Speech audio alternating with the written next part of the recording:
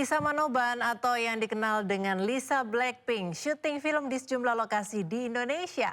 Tidak hanya di Jakarta, syuting juga dilakukan di Tangerang, Bekasi, dan juga Depok. 그들이 만든 그 아이에게서 평생 도망쳐왔다.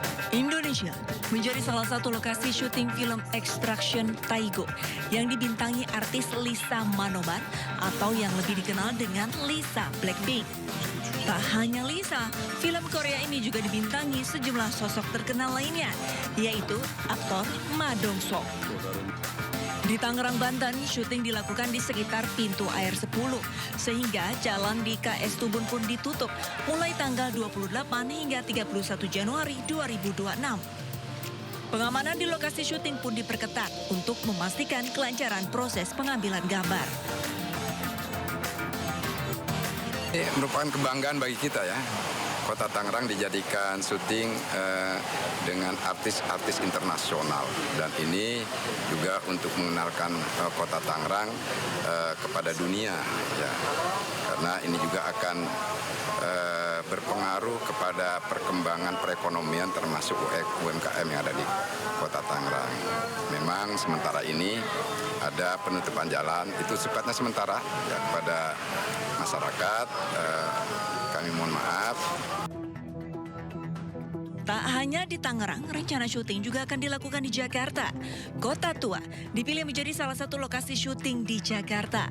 Lalu lintas di sekitar Kota Tua dialihkan, pengamanan pun ditingkatkan.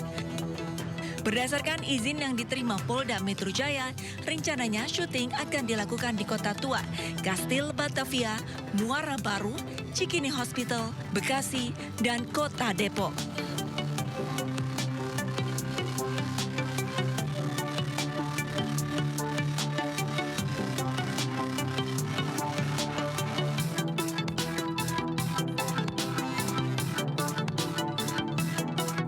Lisa Manoban adalah anggota grup musik asal Korea Selatan Blackpink.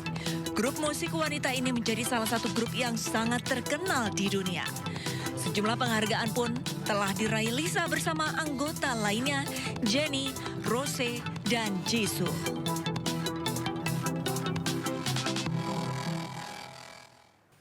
Ke informasi berikutnya, pemirsa, dalam satu hari 5 pejabat otoritas keuangan mengundurkan diri dari Direktur Utama Bursa Efek Indonesia Iman Rahman hingga 4 pejabat OJK.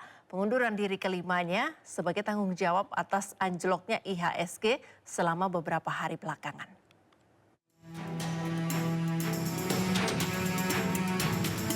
Direktur Utama Bursa Efek Indonesia Imam Rahman mengundurkan diri dari jabatannya tertanggal sejak 30 Januari 2026. Imam menyebut pengunduran dirinya sebagai bentuk tanggung jawab atas anjloknya IHSG selama beberapa hari belakangan. Saya sebagai Direktur Utama Bursa Efek Indonesia dan sebagai bentuk tanggung jawab saya terhadap apa yang terjadi 2 hari kemarin menyatakan mengundurkan diri sebagai Direktur Utama Bursa Efek Indonesia. Saya berharap ini yang terbaik buat pasar modal. Semoga dengan pengunduran diri saya ini pasar modal kita jadi lebih baik. Tak lama setelah Imam mundur, menyusul Ketua Dewan Komisioner Otoritas Jasa Keuangan Mahendra Siregar serta 2 pejabat OJK lainnya, yakni Kepala Eksekutif Pengawas Pasar Modal, Keuangan, Derivatif dan Bursa Karbon OJK, Inarto Jayadi, dan Deputi Komisioner Pengawas Emiten Transaksi Efek, Pemeriksa Khusus Keuangan Derivatif dan Bursa Karbon, Aditya Jayantara. Disiarkan dalam siaran pers pengunduran diri ketiga pejabat OJK ini sebagai bentuk tanggung jawab moral setelah mundurnya Imam Rahman.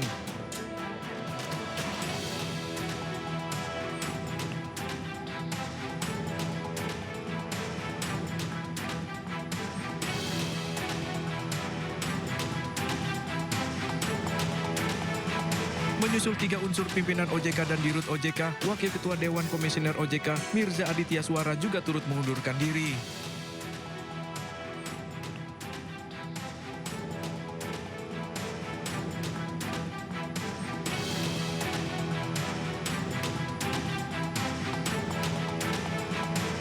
OJK menegaskan proses pengunduran diri ini tidak mempengaruhi pelaksanaan tugas, fungsi, dan kewenangan OJK dalam mengatur, mengawasi, serta menjaga stabilitas jasa keuangan secara nasional.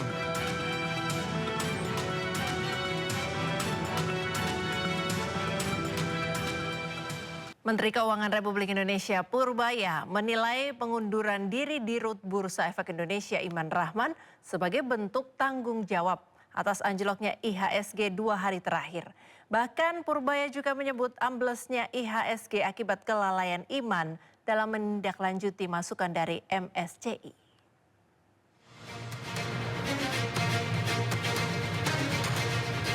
Menteri Keuangan RI Purbaya Yudi Sadewa menekankan tidak ada dampak apapun terkait pengunduran diri Iman Rahman sebagai Direktur Utama Bursa Efek Indonesia. Menurut Purbaya, pengunduran diri tersebut merupakan bentuk tanggung jawab Iman Rahman menyusul runtuhnya IHSG 2 hari terakhir. Iman pun dianggap memiliki kesalahan fatal, yakni tidak menindaklanjuti laporan dari Morgan Stanley Capital International, MSCI, hingga membuat runtuhnya IHSG. Harapan saya itu, saya pikir sih positif sebagai bentuk tanggung jawab dia terhadap masalah yang timbul di bursa kemarin, karena dia kan tidak memfollow up masukan atau pertanyaan dari MSCI. Itu kesalahan yang fatal di situ, sehingga kita mengalami koreksi yang dalam kemarin. Dan kalau nggak cepat dibetulin kan bisa mengganggu yang lain-lain, yang nggak punya ekonomi yang nggak stabil. Padahal kan saya perbaiki ekonomi dengan sungguh-sungguh. Sebelumnya IHSG dibuka menguat hingga lebih dari 1% di posisi 8.321. Tak hanya itu, mayoritas saham mencatatkan penguatan. Meski demikian, Direktur Utama Bursa Efek Indonesia Iman Rahman mengundurkan diri. Saya sebagai Direktur dan Utama Bursa Efek Indonesia dan sebagai bentuk tanggung jawab saya terhadap apa yang terjadi 2 hari kemarin menyatakan mengundurkan diri sebagai Direktur Utama Bursa Efek Indonesia. Saya berharap ini yang terbaik buat pasar modal. Semoga dengan pengunduran diri saya ini pasar modal kita jadi lebih baik. Terkait hal tersebut, Purbaya kembali menekankan bahwa pengunduran diri di Dirut BI merupakan sinyal positif bagi orang yang mengerti pasar modal. Dari Tim Liputan, iNews melaporkan.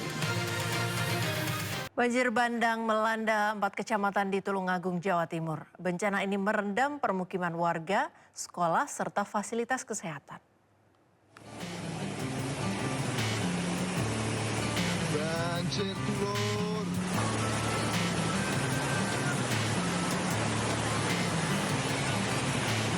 Banjir bandang melanda sejumlah desa di 4 kecamatan di Tulungagung, yaitu Kecamatan Besuki, Campur Darat, Tanggung Gunung, dan Kalidawir.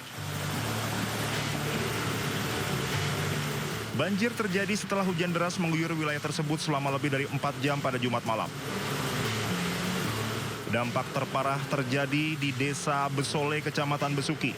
Banjir bandang menerjang kawasan permukiman warga dan fasilitas umum.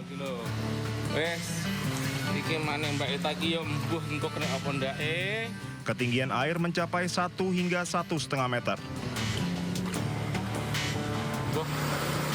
Meski air cepat surut, namun banjir meninggalkan lumpur tebal. Kita hujan disertai juga lumpur dari gunung, dan tentunya ini memang sangat berdampak, terutama di SD 3, SD 5, Puskesmas, terus sekitaran Balai Desa Besole. Kecamatan mana saja Pak yang terdampak?